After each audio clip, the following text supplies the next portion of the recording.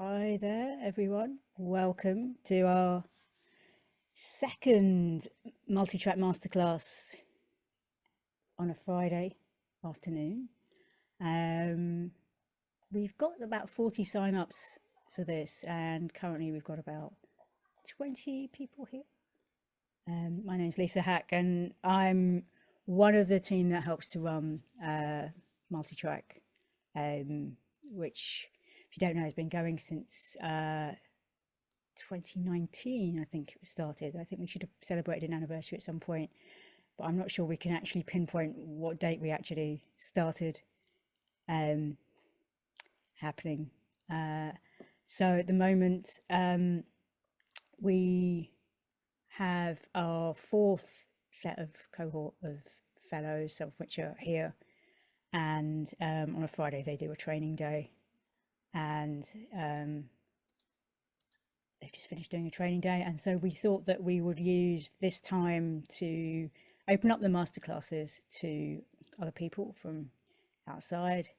And we're really happy to have Ariana Martinez here to share their expert knowledge and on sound design, and they have two pieces to play us this afternoon. I say this afternoon, it's this afternoon here in London, but I think, Ariana, it's a bit earlier for you in the day. Yes, and just to clarify, I think, when I was talking with Jesse, we are talking about this session as focused actually on narrative. I am a sound designer engineer, but I am talking mostly today about how to use sound, like how sound shapes story. So this is less a technical session and more a conceptual session. So just to make that super clear in case people are like, that's not what I signed up for. But yeah, but I have, 5 years of knowledge. So if you have technical questions, we can get to that. But just want to be super clear. No, you've just reminded me that is the name of the Yeah. session, and Yeah. I should know because I put together the assets. It's been a week. Do you want to just give us, I know you have a presentation to share with us. Do you want to get into that? Yeah, I'll get into that. So just before you see my face disappear for potentially a long time, I'll do a little intro. I'm Ariana Martinez. I'm a multimedia artist based in the US, currently working in New Jersey, but have been all over. I worked for over 5 years, mostly as a freelance radio producer, sound designer, and engineer. Most of my work was for UK based outlets, which is funny, as a US maker. So I actually feel more equipped to speak to this audience than I do when I'm teaching in the US, because I don't really get the job market slash like arts funding scheme situation as well in the US. I think it's a little confusing. But in the UK, I've made work for BBC4 Shortcuts, BBC3's Between the Essays, which is a collaboration between the Ears and the Essay, 2 shows that run on BBC3. I've worked for an independent producer in Australia who worked for the Australian Broadcasting Company, but then had a traumatic brain injury and couldn't work there anymore, and then made a whole podcast about her traumatic brain injury, which was one of my first jobs that I worked on for an Australian producer. So that was great. And then I've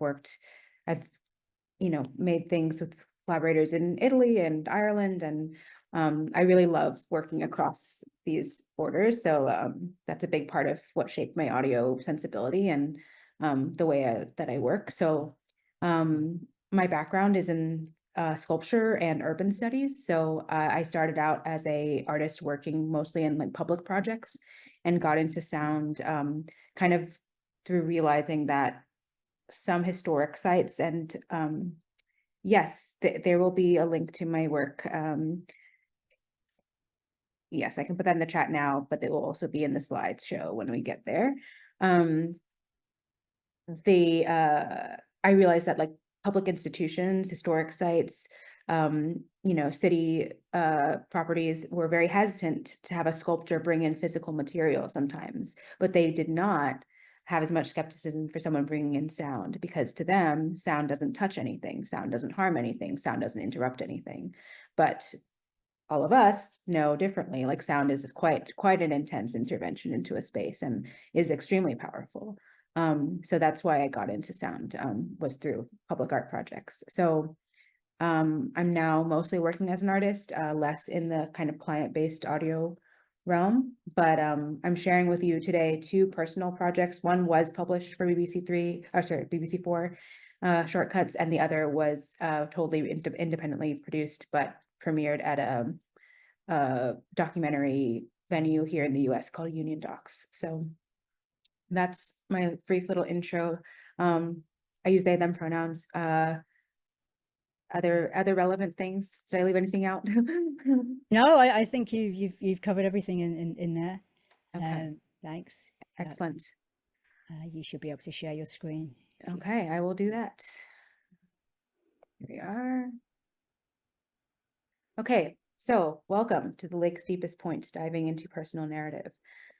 This is a video of Lake Michigan. I lived in Chicago, Illinois for 2 years, and the lake does this amazing thing where it is called the anti-twilight arc, where it's actually, so this is the view facing east, and what you're seeing on the horizon is the reflection of the sunset facing on the west side behind me.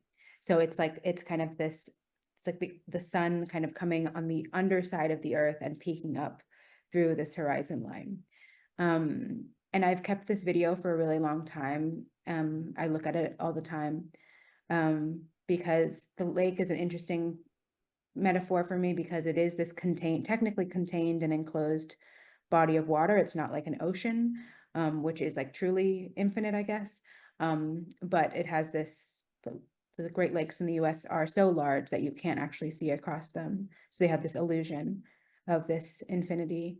And yeah, I think it's just an image I think about a lot when I think about how we, our personal narratives feel like self-contained, right, and packaged within us, but we all obviously contain more than like what is actually seems to be like circumscribed by the boundaries of who we are or who we're told we are. And there's all these, other qualities that shine through. So we'll get into that, but that's just why I started with that image. Again, this is me. I talked about this most in my background. Again, I'm working primarily as a multimedia artist. I'm not going to go into like career things too much in this talk, but if you have questions about why I'm working as an artist and I call myself an artist instead of a radio producer, I'm happy to talk about that at a different time, but it's important to my practice, and this talk is definitely from that perspective. But I've been thinking a lot as I've moved away from making like commercial work or working for commercial clients, and like or even when I was working for commercial clients and seeing how personal narratives were dealt with in the kind of mainstream podcast space. I think there is this potentially dangerous or misleading problem that happens with personal narrative in that characters are rendered like very one-dimensional, even when stories are being planned in the kind of writing stage of like a documentary production or a multi-episode podcast series or something like that. At least in the US, there's this expectation that we find a perfect character, like a right character, like a sympathetic character, a character that's compelling, a character whose story is easy to digest and understand and to break up into these parts that can be embedded in episodes one after the other, step by step, ABC. And all of us who live in reality know that that's not like how human beings actually operate.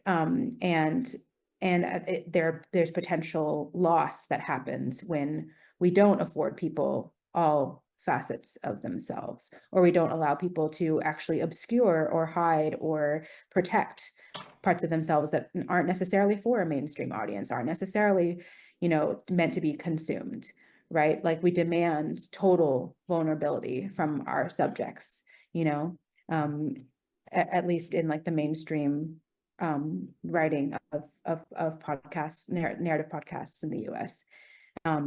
And I think when I've been thinking about my own work, I realized I had a lot of resistance to that. I didn't make autobiographical work until I started working in audio. When I was working visually, I never, ever, ever made work about myself, because it was so vulnerable to have like my literal body, for instance, depicted in a work of art. That just felt absolutely intolerable. But then when I was working in audio, something really switched, and I felt like very compelled to make personal work. And I think it was because, in terms of like who I felt like most comfortable asking questions of immediately when I was first starting out, was myself. You know, it is very scary to go out and interview people. It's very scary to navigate the interpersonal dynamics of like asking for someone's time and, you know, having to explain what it is you're doing, you know, what you'll be doing with their voice, with their tape, you know. And that can be like a hurdle to people just starting out making audio. Um, and they get so caught up in like, am I doing this right, in terms of the interview process, that they don't necessarily even learn like other skills. They don't even get to the point where they're like constructing stories, or they're, you know, exploring sound. They're stuck in this question of how to be a good interviewer. At least that was me. And I realized that very early on. And you know, I eventually got over it. I like learned how to interview people, but I still really enjoy making work that is personal. But I don't think that personal work is without relationships to other things, to other people, to the physical environment. A lot of my work now deals with my own body's relationship in a kind of ecological sense to the external world. And I think that asking questions of myself and my own position in the world, my own physical, emotional, spiritual, you know, experiences, led me to also ask deeper questions of the outside world. So that's why I wanted to teach this session on this topic, was because I think that personal narrative can kind of get like, oh, you know, like that's not really like important, you know, or the opposite is it gets put up on this pedestal, and we demand perfection and complete vulnerability and complete transparency from anyone sharing a personal story. So I think there's some nuance and complexity there. This is a passage from a book that I read several years ago that stuck with me and has troubled me for a very long time. And it is, I think of it as a lesson in boundaries. And so I'm going to read it. This is basically like a man describing an encounter with someone he's falling in love with in this story. And he says, I touch your mouth. I touch the edge of your mouth with my finger. I am drawing it as if it were something my hand was sketching, as if for the first time your mouth opened a little, and all I have to do is close my eyes to erase it and start all over again. Every time I can make the mouth I want appear, the mouth which my hand chooses and sketches on your face, and which by some chance that I do not seek to understand, coincides exactly with your mouth, which smiles beneath the one my hand is sketching on you. You look at me from close up, you look at me closer and closer, and then we play Cyclops. We look closer and closer at one another, and our eyes get larger, they come closer, they merge into one, and the two Cyclopses look at each other, blending as they breathe. Our mouths touch and struggle in gentle warmth, biting each other with their lips, barely holding their tongues on their teeth, playing corners where the heavy air comes and goes with old perfume and a silence. So this part in blue, this like collapsing into one being, this becoming Cyclops, is something that really troubled me when I read it, and something I think about a lot as a storyteller, and especially in this industry that prioritizes or seems to think that absolute, complete empathy is the answer to understanding one another. And seems to understand empathy as this merging of perspectives, as being able to inhabit completely the perspective of another. And I really wonder if this total merging of worlds, of bodies, perspectives, is what we really want or need stories to do. Or is there room to do something else, something that allows multiple experiences to coexist, each fully intact, but still shaping one another? So we don't collapse anyone into anyone else. We don't demand that you, listener, completely identify with me, producer, or me, narrator, or me, interviewee. Instead, we present a condition that might allow you to sit with that voice, like fully, and be fully present with it, regardless of whether you identify with it. This is a passage from a really amazing essay by Sandhya Dirks, one of my most beloved and respected colleagues in audio. She is someone who works very diligently on the ethics of journalism, among her many other kind of realms of expertise. But she says, quote, "There's an old adage that was whispered to many of us in audio storytelling. Listening is an act of love. It is a beautiful and tempting idea, the sentiment that truly listening to someone is an act of compassion and care, of being present in someone else's stream of speech, of centering that other person, their language, their story, their lived experience. But it's also a bit too tidy and noble a concept. It erases the fact that extraction is inherent in the act of interviewing. To see it as love, as a solely benevolent force, serves to erase a power dynamic that exists when one person, quite literally, holds the recording device in their hands.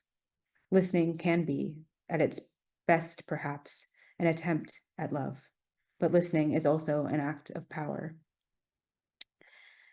And this passage, like, also connected to, like, questions I was having about empathy for a really long time as I was continuing to work in audio. And I started reading like academic theory on empathy. I started talking to other people about empathy. I started, having casual and formal conversations with other people who were thinking about it deeply. And I got just really fixated on trying to understand, like, what is it that we're actually trying to do when we ask for or try to promote the idea of empathy. And I came across this set of definitions from Erin Manning, who's a performance scholar and disability studies scholar in Canada. And she has an incredible paper called "Not at a Distance, Synesthesia and Other Ways of Knowing" that's quite long, but embedded in it is this, not complete, binary, but a potential spectrum of ways of thinking about empathy versus sympathy, which she identifies as a different kind of relating. She says that empathy, to be empathetic is to be able to parse from the world that which most closely conforms to what we already recognize as having value. It is to carry forward a power relation that acknowledges similarity and responds benevolently to it. I feel you because your feeling corresponds to what I already recognize as feeling. So what she's saying is that empathy is actually a demonstration of a value system. When I say that I feel empathy toward X, Y, and Z person's story, it means actually, according to my value system and the cultural system that I find myself in, the societal rules that I am operating under, that story feels valuable to me. It does not necessarily mean that I understand that person's story, So, and then she says of sympathy, what things do when they shape each other, extends care toward the world, highlighting the world's own concern for experience unfolding. So when I read that, I realized that what I want to do with my stories is sympathy. I want to make a thing that when it exists, it allows both parties to be shaped by the experience of telling and the experience of listening. They might be shaped in completely different ways. They may not be having the same experience of the same story, but they are coming away with something valuable from that experience. And so I think that it's a tricky, nuanced distinction to make, but I do think that there's a distinction there. And I think that operating, at least with this definition of sympathy is a word that's used in a lot of different ways, but in this definition of sympathy really was attractive to me, especially this idea of extending care toward the world, and concern for experience unfolding. So understanding that it's dynamic, it's a process that's changing as it's happening. And this is another quote that I've been teaching with for a very long time, because as soon as I read it, wouldn't let me go, because it's not about sound, but it is about sound.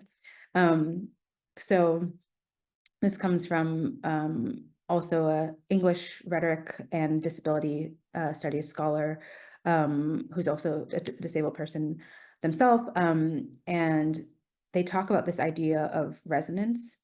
In the passage that they're talking about, they're describing moments of like mutual recognition between specifically like queer and disabled people, how there's like shared lineages and shared histories and shared experiences, bodily, emotional, social, psychological, that even though they're not the same, evoke some moment of like, oh, like I recognize that quality of experience across difference. And she talks, or they talk about it as resonance, and resonance as being, quote, an interbodily knowing, a betweenity that pervades. And I think that is absolutely so beautiful, this idea of an interbodily knowing, that it's not even an intellectual process we're engaging with, and me like trying to find like the right narrative to justify why this experience is important to me. It's that in my body, I feel a presence alongside your body, and we're sharing this space together, and we're recognizing that we're sharing this space together. And that's it. Like that is what, that at the core of everything I'm trying to do in my practice, that's it. And once I realized that, it made me it clarified a lot about how I tell stories, and especially about how I tell stories about myself. So I asked, I earlier last year, I was teaching another class, and it was a class that was specifically about audio storytelling as a spiritual practice or a meditative practice. And I don't think that's like entirely separate from audio storytelling as you know, an academic or literary or whatever artistic practice. And so I think this question goes both ways. And so with all of this discussion of empathy behind us, like practically, what does that do? What does that allow us to do with our work? And I asked, what if we could use our listening bodies and wandering minds to help us understand the mysteries of this world, heal bruises in our hearts, sustain, crystallize what is sacred to us, and give pieces of ourselves as gifts? So when we make personal stories, a lot of what we're doing, many times, is trying to unearth something that is mysterious about ourselves, or trying to connect something about ourselves to something that's mysterious to us out in the world, or we're trying to heal something that happened to us, something in our past, or something that's currently unfolding and happening to us continuously every day, or we are trying to hold on to some memory or some interaction or some piece of knowledge that is important to us, or that is sacred, that we want to protect.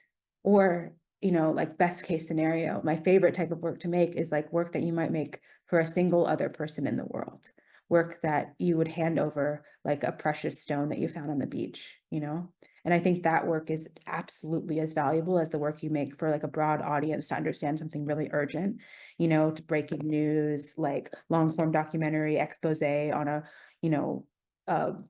police corruption in our city. Like all of that is absolutely important. And there are people doing that work in amazing ways. And there are also a deep, deep need, I think, societally, like communally, for stories that do all of these other things. And I think that that is the power of personal narrative, and that is the place of personal narrative. And without it, we lose actually the language and tools that we have to relate to each other. If we lose that communication with ourselves, we lose the ability to communicate outward toward each other. So that's my intro on like why personal narrative is important. And now we'll finally listen to a piece of personal narrative that I made. It's 6 minutes long, but thank you for bearing with me. I'm in like academic teaching mode. So I'm like in that zone, but yes. Lisa, I don't know if it's easier for me to cue up the audio Yeah, or for if you. you've got it there, it might be easier. Yeah. Okay. I'll do it. I can cue it. And what we've tended to do is, people can, obviously everyone's got their cameras, their mic switched off at the moment. You can switch off your cameras, and I don't know if you're going to stay, and then we'll all have a listen, and then we'll all come back and we'll pick up. Yes. And bloop bloop. Computer audio.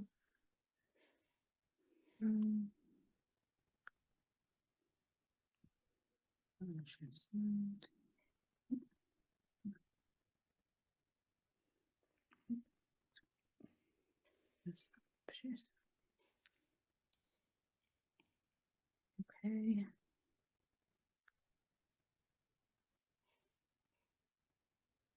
All right. This is my website. This piece lives under sound and motion. It lives here under fields. I'm not going to talk about this piece yet or introduce it yet. We'll talk about it after, but I'm just going to give you it cold. And I'm going to put up the transcript on the screen as well. So those of you who might find that helpful for access can have that.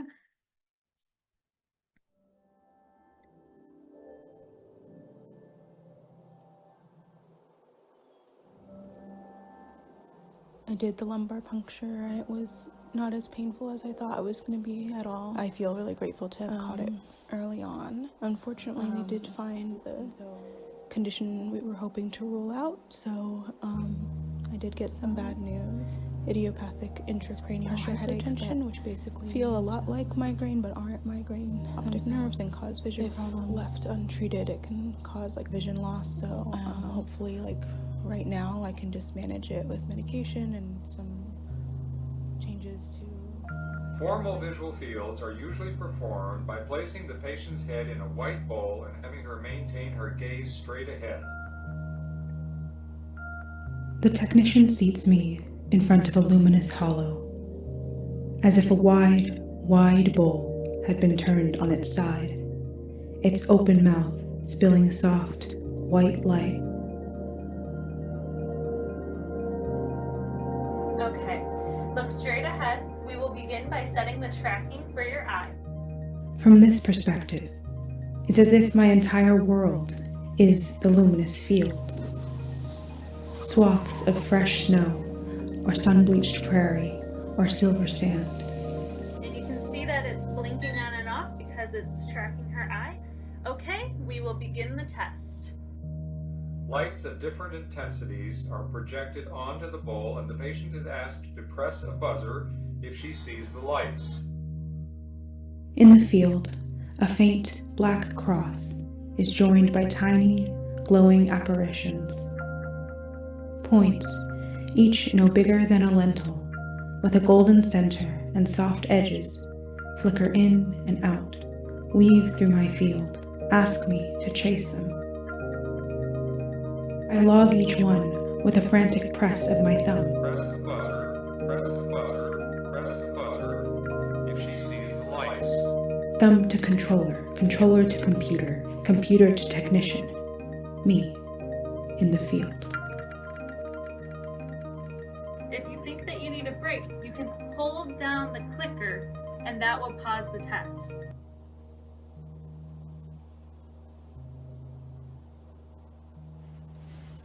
Last night, I had a dream about something that I couldn't see, but that you were trying to describe to me.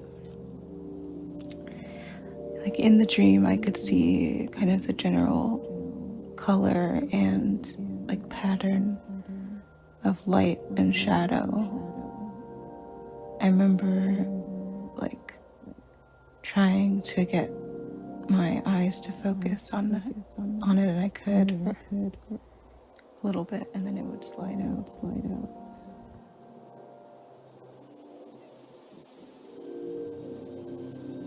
Have you ever crossed a plain of fresh snow? Ever gone out when the blizzard winds were still blowing? Yeah, there are times when I feel really scared, and there are times when I feel okay, and I'm just processing a lot. Can you cover your right eye with the secluder? I'm going to close my left eye directly across from you and use your peripheral vision. So just look at my nose and use your peripheral vision to tell me how many fingers I'm holding up, okay?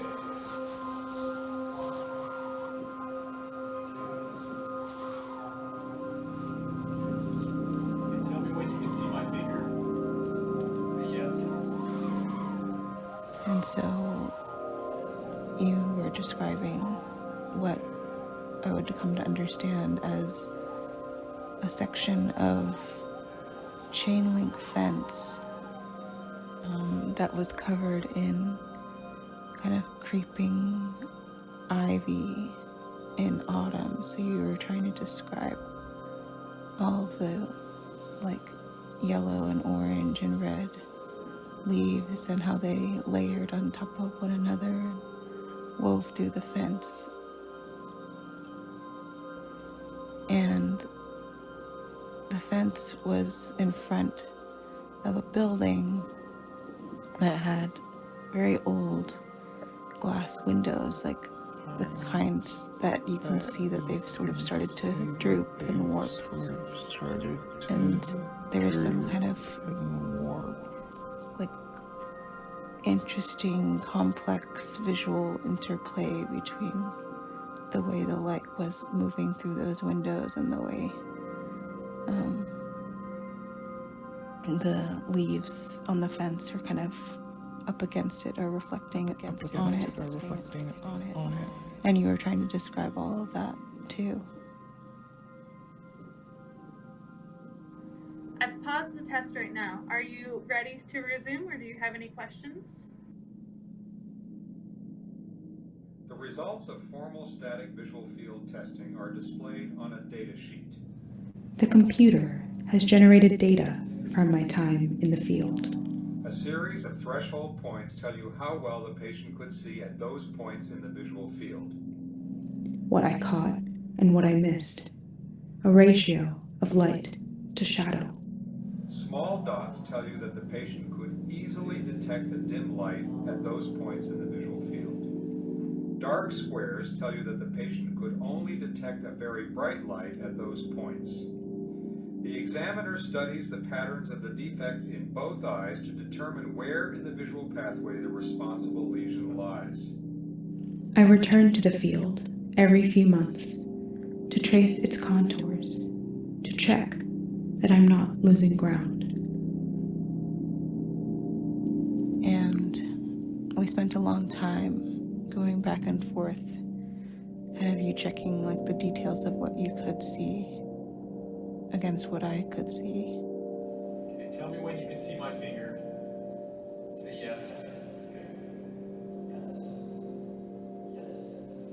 Yes.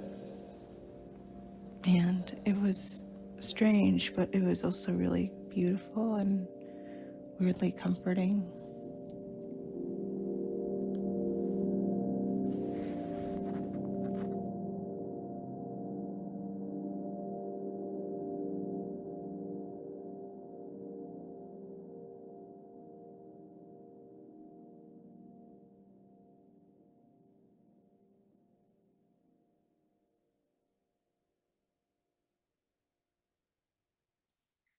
Okay, I'm just gonna pause there for a second and have us like breathe and think. And I have thoughts to share with you, but give you a moment.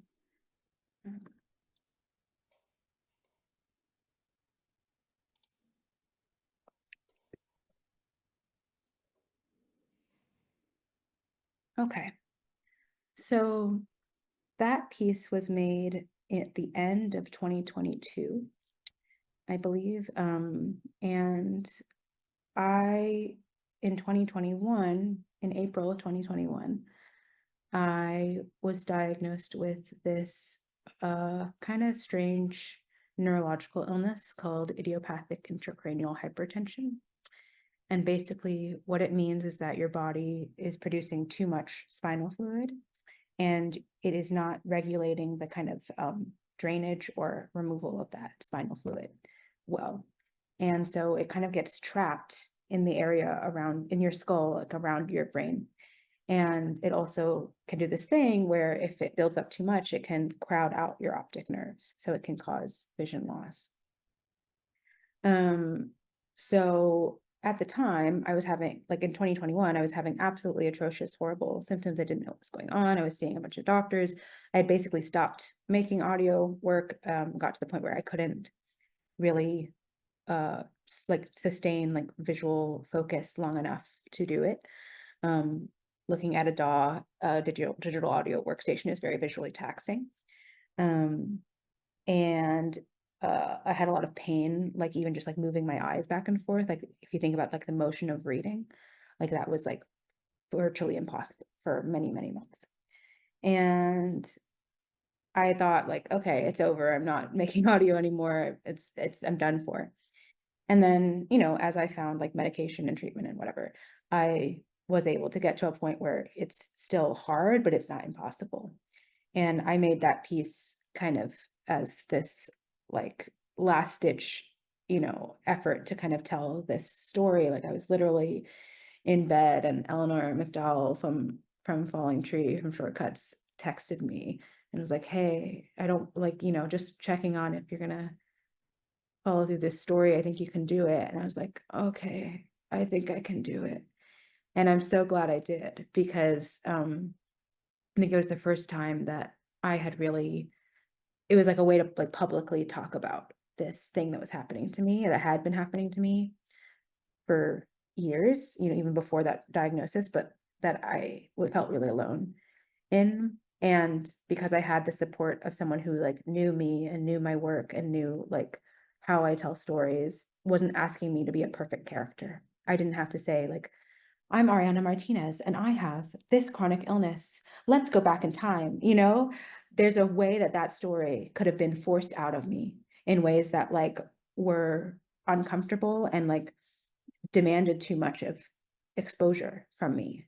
But you can hear all the ways that I'm obscuring and distorting, manipulating my own story to actually make it more true to what I was experiencing. This kind of like out of body distance from my own experience, this a lot of time in bed dreaming, a lot of like voice memos sent from hospitals, like all those things would not be possible if the demand was that I make a straightforward ABC, you know, perfectly plotted out documentary about my illness and me as a perfect character. So this story, actually, I started storyboarding it as a video, which I'll show you in a second. But the reason I did it, I started storyboarding as a video, was because there's a lot of, this is a story about, in some ways, about sight and about vision, both like literally and internally, like an inner vision and inner landscape too.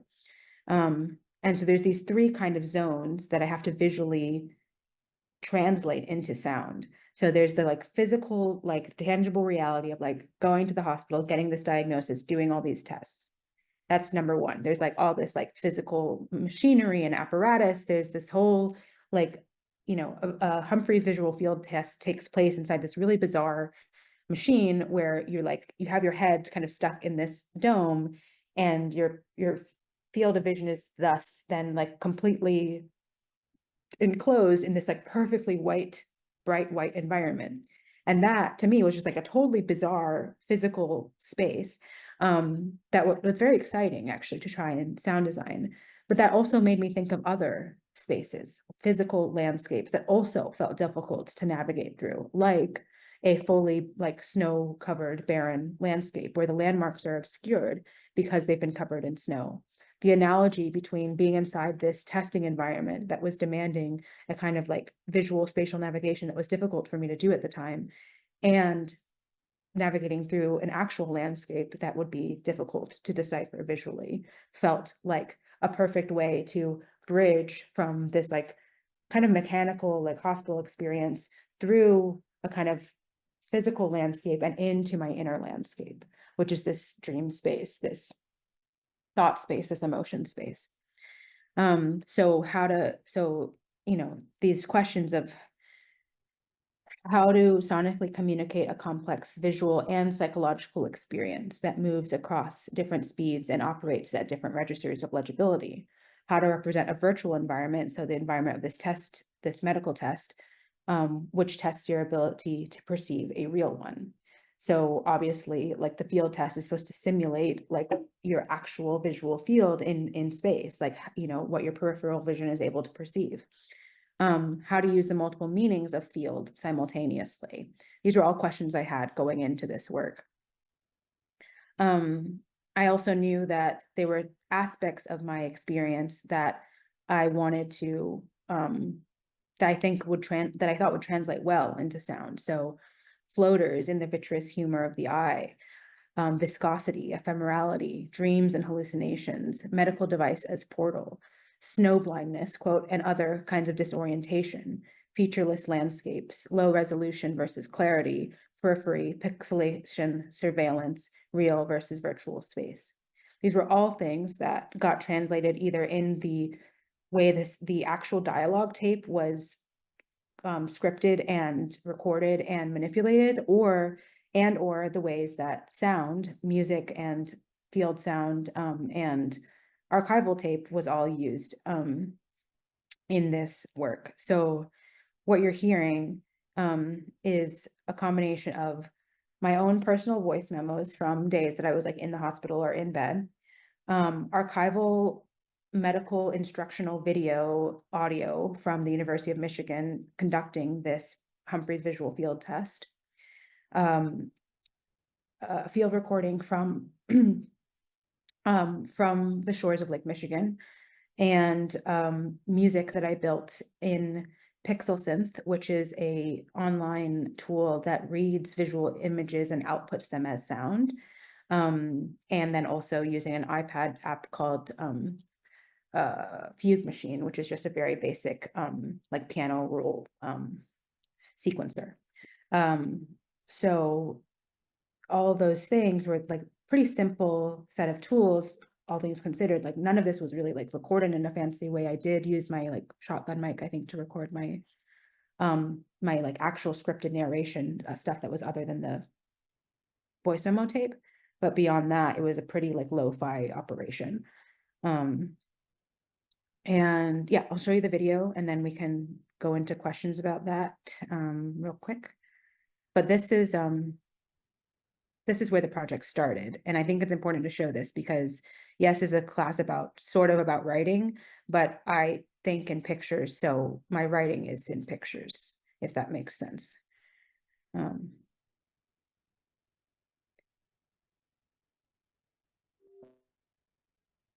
Wait, hold on. Did I share the audio? I don't think I shared the audio. Hold on. Oh yeah, I did. Okay, super, great, wonderful. Loop.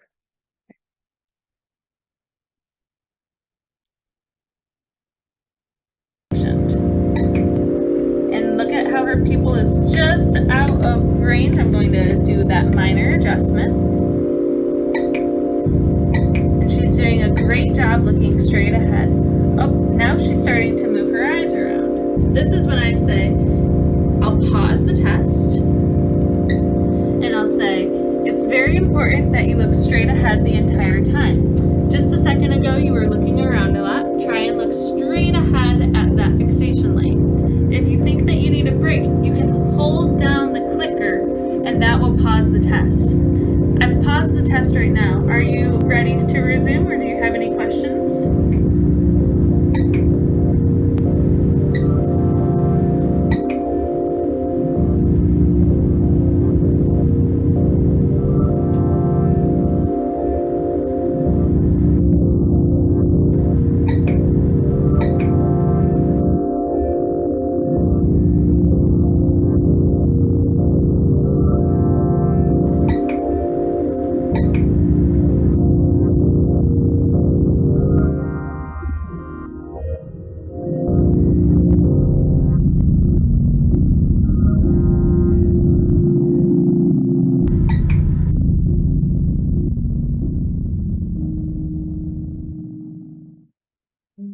Yeah, so the video is like 2 minutes, like a minute and a half, and then the finished story ended up being about 6. The audio story was about 6 minutes. But it was very helpful for me to storyboard visually. And I do that a lot when I'm making audio work. And I think there's arguments for and against this, because there are definitely people who are like, audio is its own thing. It does not have a relationship to the visual, nor should it. And that's totally valid. But as like a person who is trained as a visual artist, it is very difficult for me to think purely verbally. So I don't. And I just share this as a strategy to offer you. If writing and scripting feels intimidating for your own projects, like just don't treat it as a writing project. Like treat it as a collage, treat it as animation, frame by frame animation, treat it as a series of videos you keep on your phone that you record out in the world, and keep in a special album on your phone. Like that is maybe the way you're planning your stories, and you're not necessarily writing right away. So yeah, but before I move on, does anybody have questions about that story or that process, or wants to see anything or hear anything again?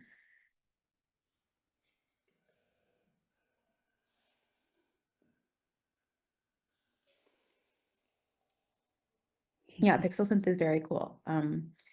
Yeah, thank you to the good people who made Pixel Synth, which, let's see, I want to make sure I show you. Pixel Synth is here. Oopsie. Something happened. It went away. There it is. This is Pixel Synth. I'll drop the link in the chat.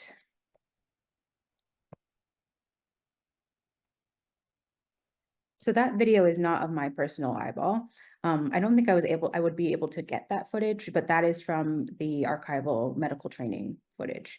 But yes, there is something very compelling about that footage.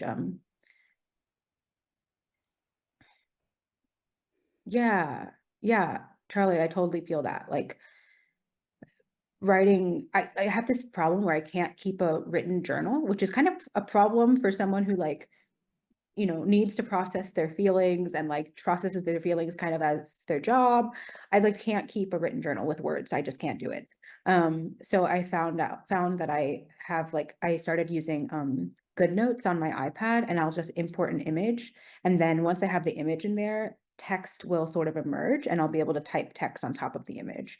And that's how I've been journaling lately, because I couldn't do it just with words alone. So sometimes you need like a visual prompt in order to get you started. And that has helped me bridge the gap between my visual thinking and the necessity sometimes to translate things into words. Thanks. That's awesome. Okay. Just checking on the time. We're at just gone 10 to 5. I don't know if you want Yes. to move on to your... Yes. I was just going to answer this question real quick, and then I will move on to our next thing. We have one question. Do you have moments of self-doubt when you are creating? If so, how do you manage it? Do you ever reach blocks? I'm interested to hear your self-confidence journey with this project, or generally. Thank you so much for your question, Lucia. Self-doubt, absolutely, all the time. I'm in a moment of huge self-doubt right now. I'm actually not making a lot of audio work, and I'm just sharing that. Very straightforward. The next piece I'm going to share was a piece I made last summer, and that was the last audio piece I made, and for a while. And so you could say I'm in a kind of block right now. And the way that I deal with it is I switch modes completely. Like right now, I'm doing a lot of basket weaving and a lot of wood carving, and I'm not thinking about audio at all. I'm not thinking about writing. I'm not thinking about stories. I'm thinking about tactility and about interaction and about, like material knowledge. And I know that those things will come back around in whatever audio I make later. But right now, my brain just needs, and my body needs something different. And I think that has been true throughout my entire career. I've always had simultaneous visual projects and audio projects happening. And like, I don't necessarily say that that's the solution for everyone here, but literally just do something else, like garden, like cook, do something physical.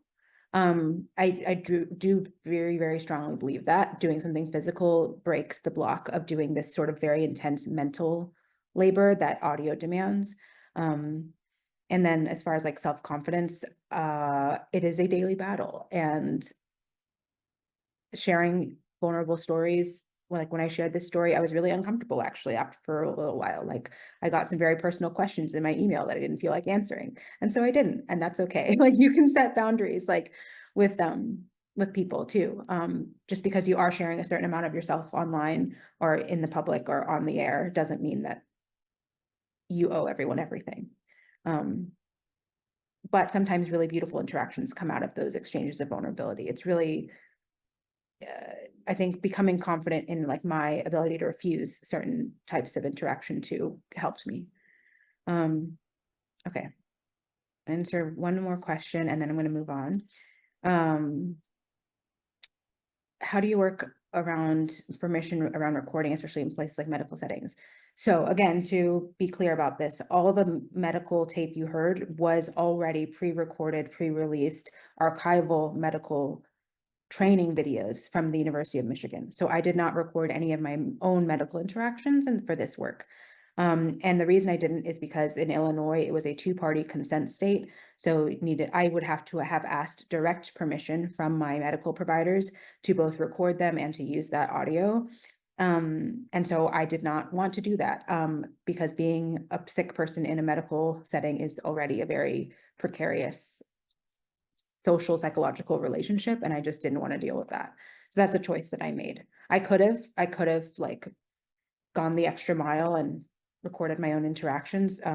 If you look at Jasmine Green's work, Jasmine uses a lot of personal medical interaction recordings, or has used a lot of medical recordings in her own work. But I believe the laws in New York are a little bit different than they were in Illinois. So yeah, I don't tend to, if there's a situation that's going to require me to get extensive permissions, I tend to find a workaround.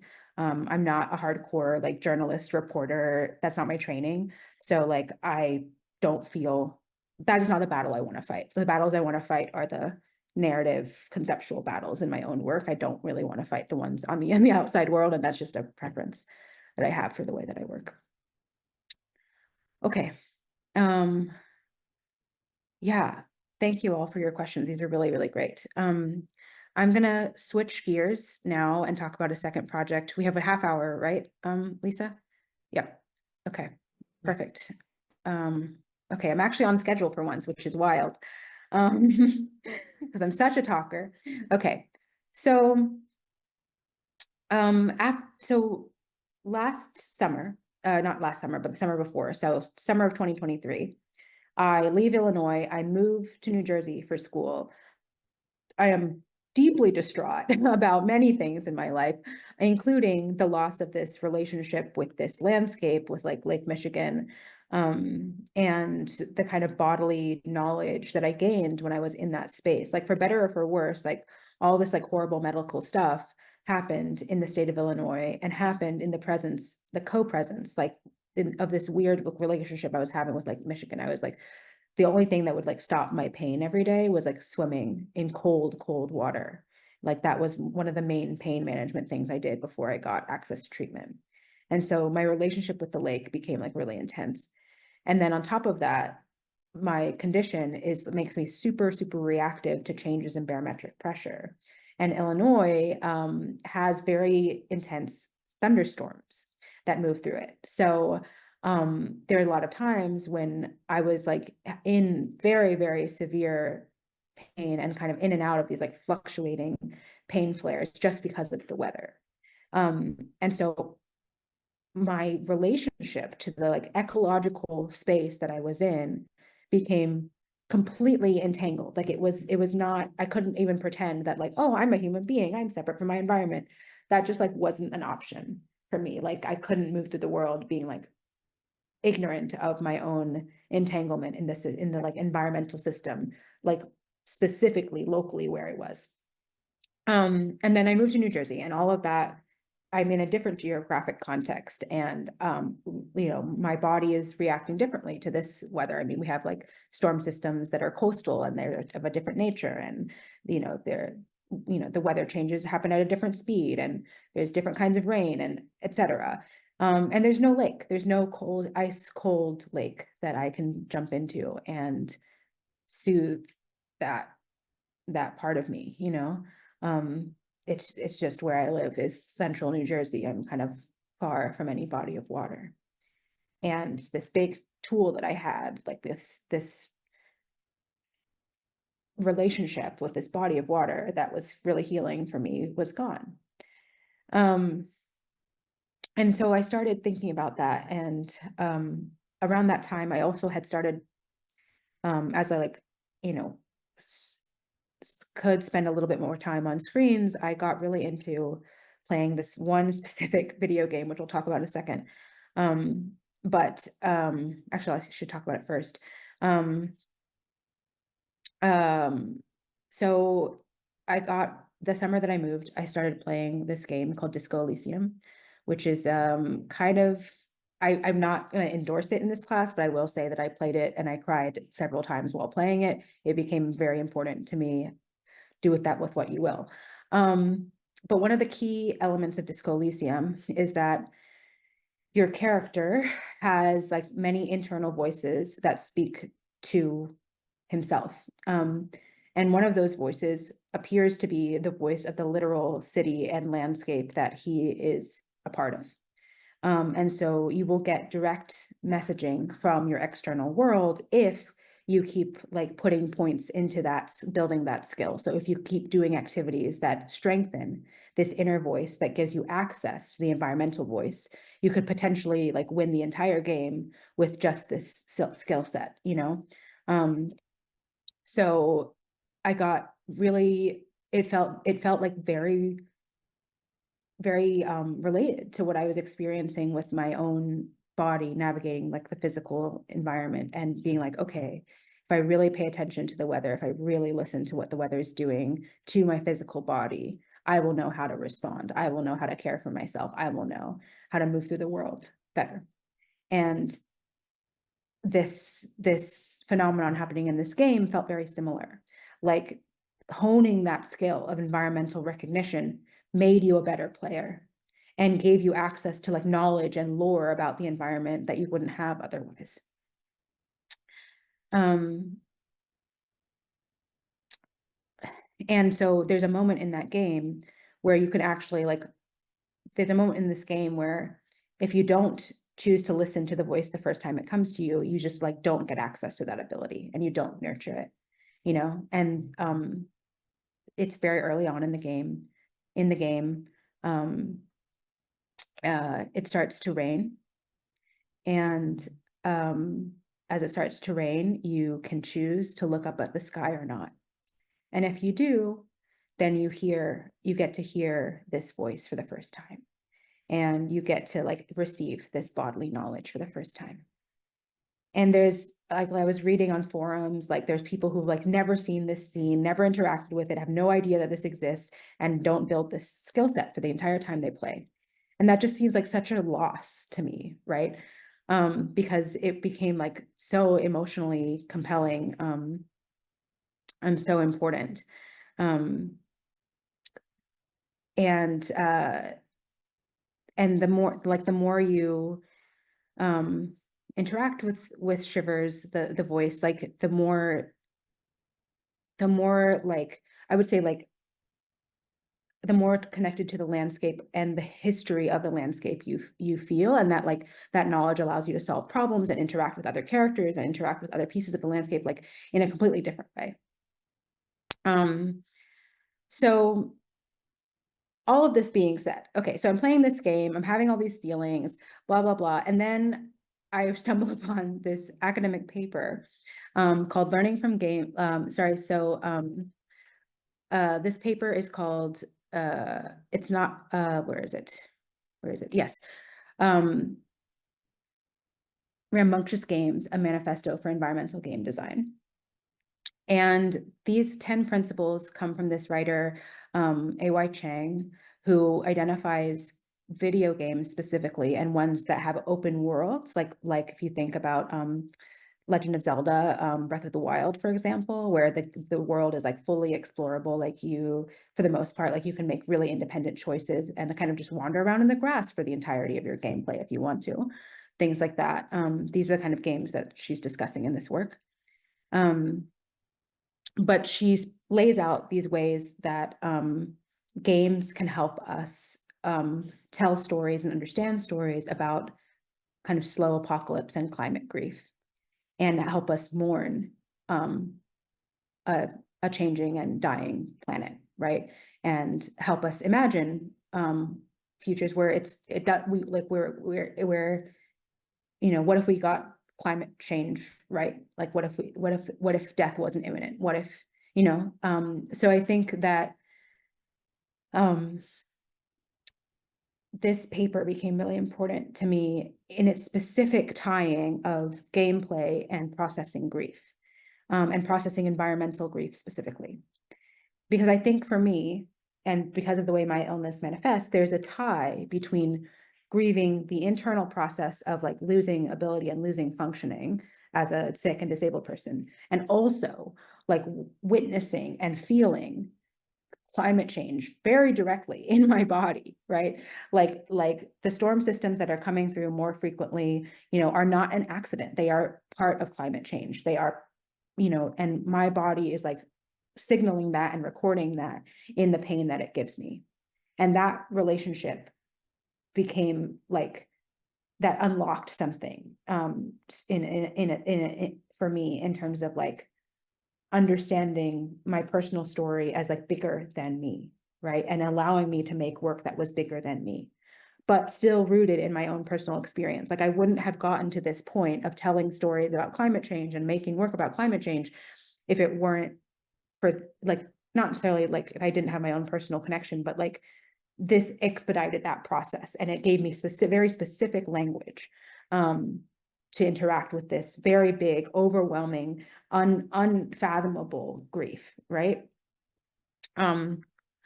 So again, I looked to sound as the medium through which to process this feeling, because I think it is specifically useful in capturing environmental information at various scales. The very intimate, like you can literally capture the sound of, you know, a beetle moving through soil on the ground. You can then also capture the sound of you know, waves crashing in the ocean. You can also capture the sound of like, you know, bird migration across vast distances, right? Sound is happening all the time, and sound is literally, as it's moving through the world, displacing air, touching everything it encounters.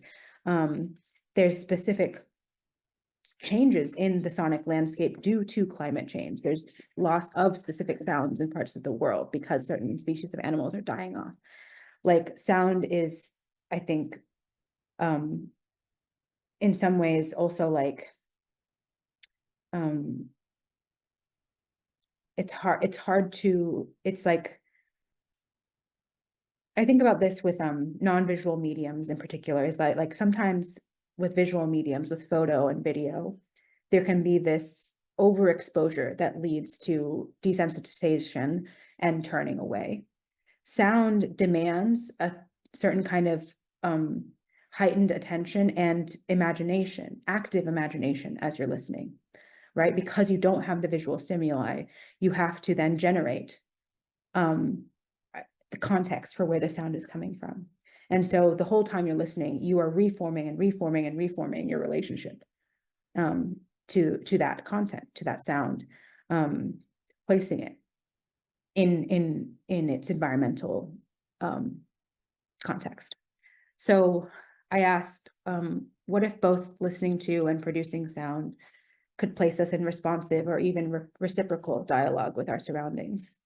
What if sound could help us map our inner worlds onto our external ones, solidify the connections between landmarks and memories, chart atmospheric changes alongside emotional tides? So what if, you know, I asked myself, like, what if I just made a thing that very deliberately, like, asked not only myself, but like listeners to make the same marriage that I made with my own body and my environmental context, but within themselves? Like, could I generate a series of questions that could get people to examine their own bodies in ecological relationship to their surroundings? And so I realized that I didn't want to make a documentary. I didn't want to make an audio story. I didn't want to make something where I was dictating the narrative, because I'm just one person and I'm just one body. What I actually wanted was to produce the conditions through which people would ask those questions of themselves and of their own landscapes in context. So instead, I made a game, and we're going to play a little bit. It's very simple. I need one person to volunteer to answer questions. You can either do it in the chat or verbally, and the questions will appear on the screen. So if you want to identify yourself in the chat, and if nobody feels compelled, then I might ask Lisa to play with me. But if somebody does feel curious, please name Okay, yourself. Daniel is Yes. Okay. volunteer. Amazing. Thank you, All Daniel. right. Great. I need to switch over to my game play situation. So give me one sec.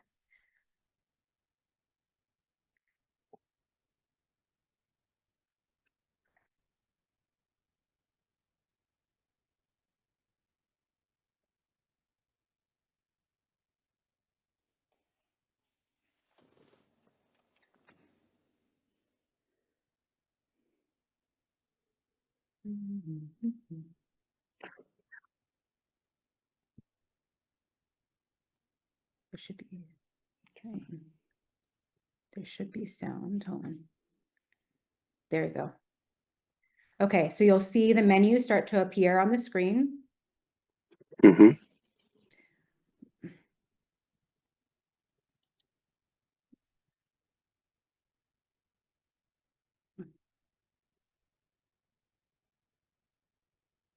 And you can choose to go in either direction.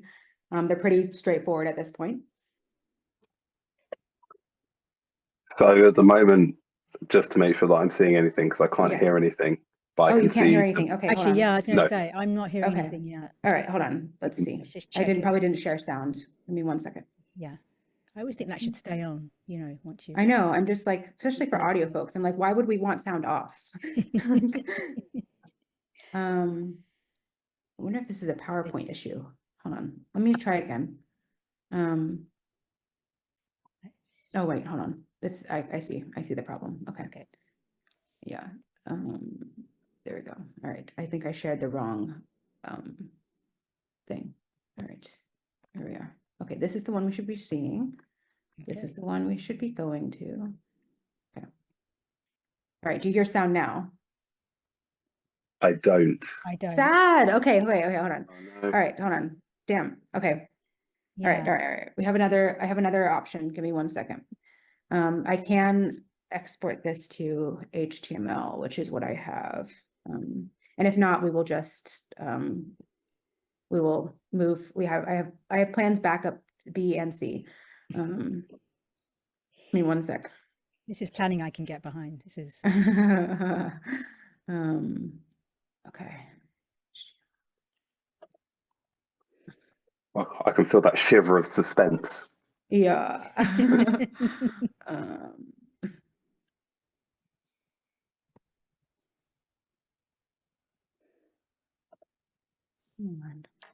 Okay. While we're organising that, do have a think about any questions you might have. So we'll have some time for those. And if you've had any thoughts about using personal narrative in your own work as well. I'm just going to mute because I'm going to cough because I've got that seasonal bug that probably lots of people have got. Hang on a sec.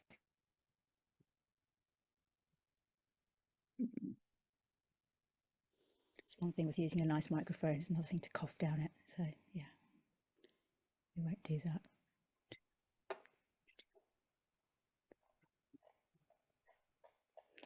And just to let you know, these videos will be appearing. So, you know, this is being recorded. We hope to have everything up on YouTube. So the whole series of masterclasses will be up there.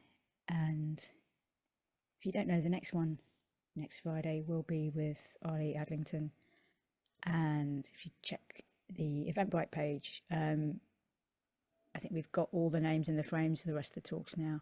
They'll be appearing soon, or check the social channels. Okay. Okay. All right, let's try this. I've exported it to HTML, so it's now on the actual internet, which is what it should be. Oh, hold on. Sorry. All right, if this doesn't work, I'm gonna we'll move on. But thank you for your patience. Okay. Thank you. Please work.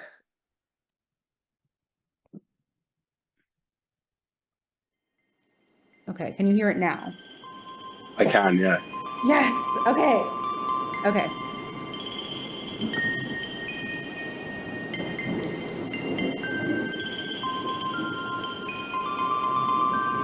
Okay, so you have some choices. I think actually one is link is broken, so you actually have one choice. Is the choice begin? Yes. What kind of body are you? I am the lake's deepest point. I am the fire in the hearth. Okay, you're up. I am the lake's deepest point. Where do you feel the cold? In my bones. In my fingertips. In my fingertips. I am electric. Raw nerve endings. Wires stripped of their sheaths. Each point a bright wish burning. What carries on the wind? And we're just gonna breathe.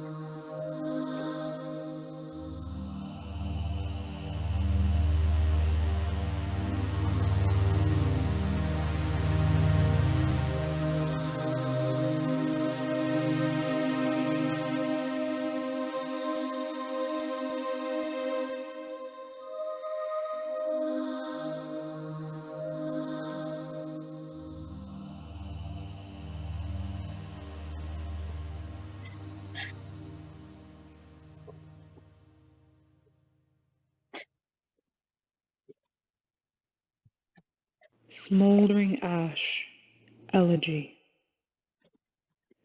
From the forests, from the prairies, from the saw palmettos, from the people in the streets.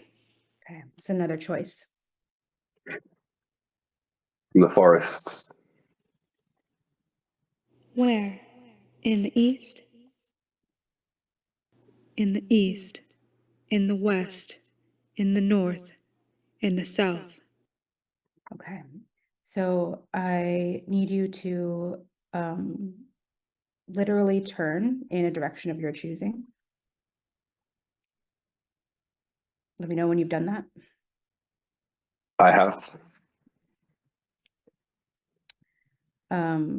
Okay, and now turn in the direction of home. How many times must you turn around and around? And home can be very loosely defined. That can be present home, ancestral home, spiritual home, wherever that place is in your heart, mind.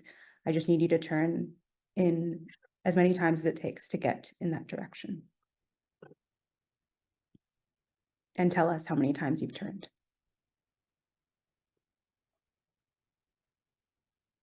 Turned 180 degrees. It might be once, or it might be 180 times. I don't know how to define it. Great. So at this point in the live performance version of this, so this is like the web version. In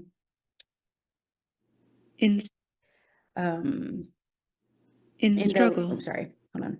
Oopsies.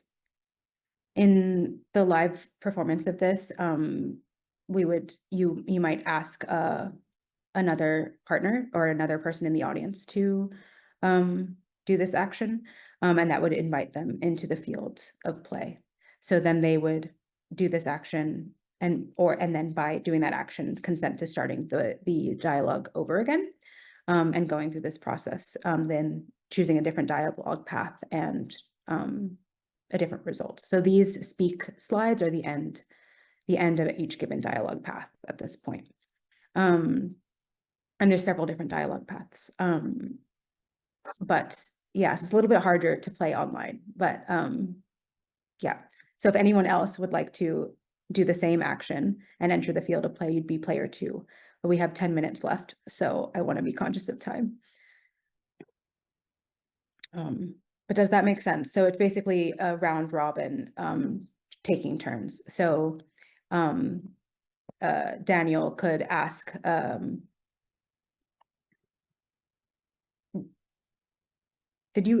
were people not able to see anything that I was doing?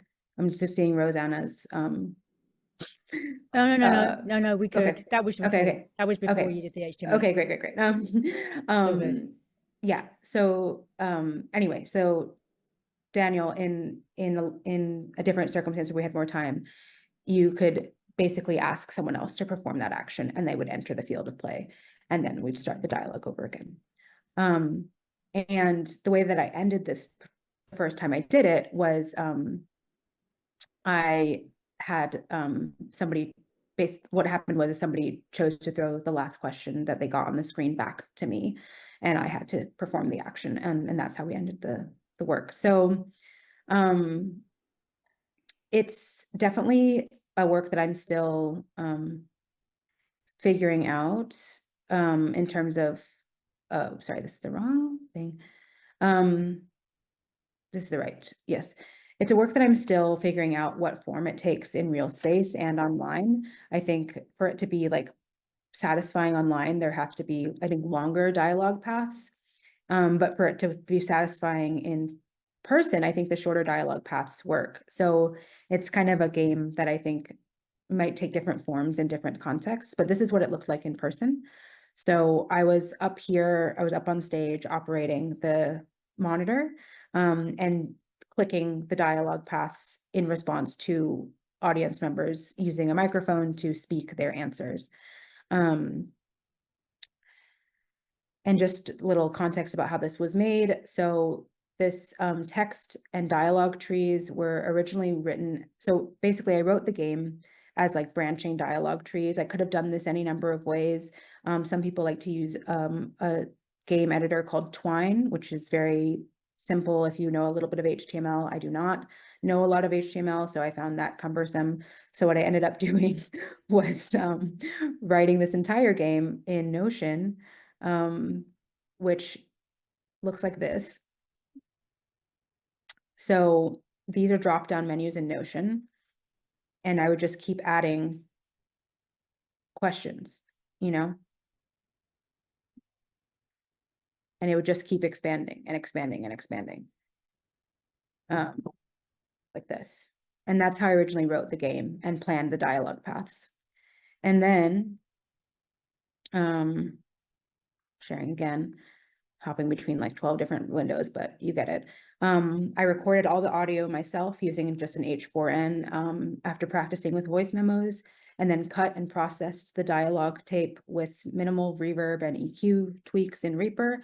And I exported all of those as individual MP3 files that were loaded as individual cues in a Keynote or PowerPoint document, essentially. So the game interface was using hyperlinked slides, so audio cues and text animations in Keynote. So this looks like this.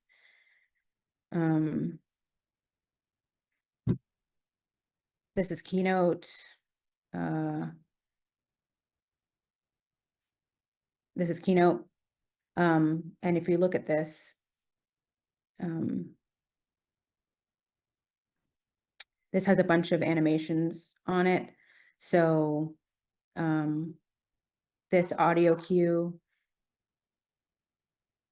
or like trying to find one that has the right things that I need to show you, but these all have, like, the way I did it was, yeah, so these all have, I used the animation options in Keynote to basically dictate what happens when these buttons are pressed and where they go, and when the audio cues start up. So it was a little bit, it was like easier than doing it in something like Twine, but still like a lot of planning and work. But so this, for instance, goes to slide 35, which is down here, you know, and that's how we navigate through this like choose your own adventure game.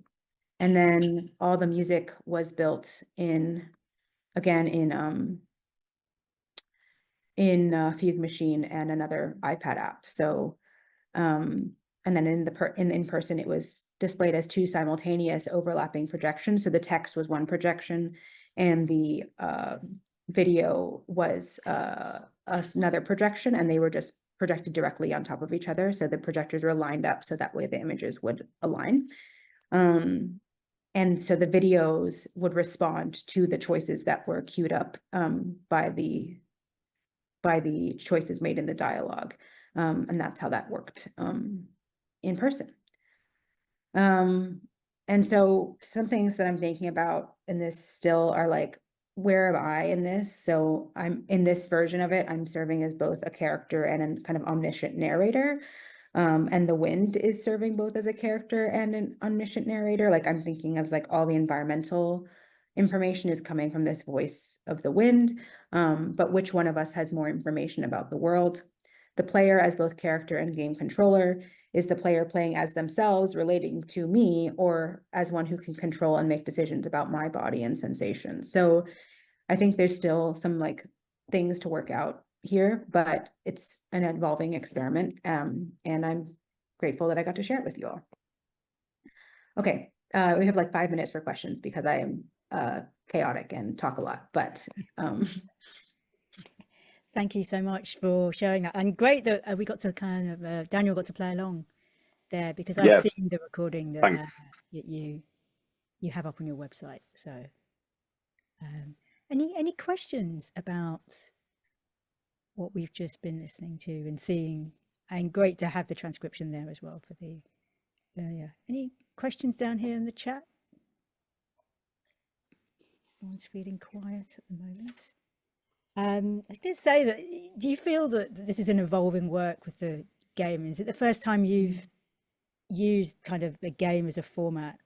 Yes. Yeah, I built 2 games last year, this one and another one, and they were similar in structure with just the text-based choices. But I am very interested in games because they invite this interaction that's like out of my control, but they also guide the participant through a story in a way that is different than having them just kind of listen passively. So I think there's some things I'm working out for myself about like, where is the line between control and freedom in building games? And that's why I've been reading a lot about different game theory and world building to kind of figure out where on the spectrum my work wants to land. So. Daniel, it looked like you were going to, here we go. Yes. Go ahead, please. Just because, thank you so much, by the way, for letting me play and for today. And I think that I haven't worked out the question that comes from it, but I think one of the things I've really been taking in is that so much of the process which you've been sharing with us is there's almost that endless reinterpretation of stimulus. Like I have this and I transfer it into this, which allows me to then make this lead to this, which I've just found it really inspiring. And I think another thing I want to say about it is often we get told, or part of the practice is like there's no or there's no hard line or stop. And I think that another thing that your practice has really shared is that there's no no's at all. It is let us see ever constantly. So yeah, thank you for that inspiration. Thank you, Daniel. Thanks That's for really wonderful to hear, and I appreciate that so much, because sometimes even I feel stuck, so it's good to hear that that's coming across. I think Charlie had a question. Yeah, Charlie. Yeah, I was just inspired by the sort of. Oh, you're very quiet. I don't know where your mic is, but you... Nor do I. There you are. Still You're really better. quiet? Yeah, Okay. that's You're better. I literally moved my computer about a millimeter.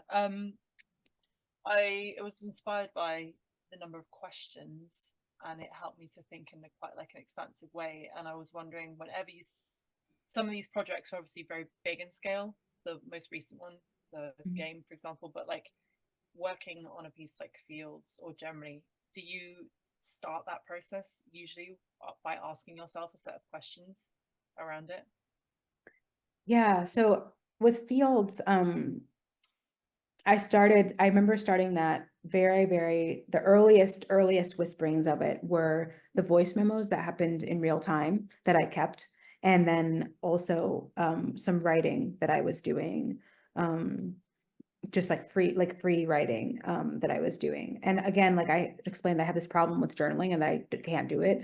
But I was attempting to do it for the sake of like trying to explain to like my therapist what was happening.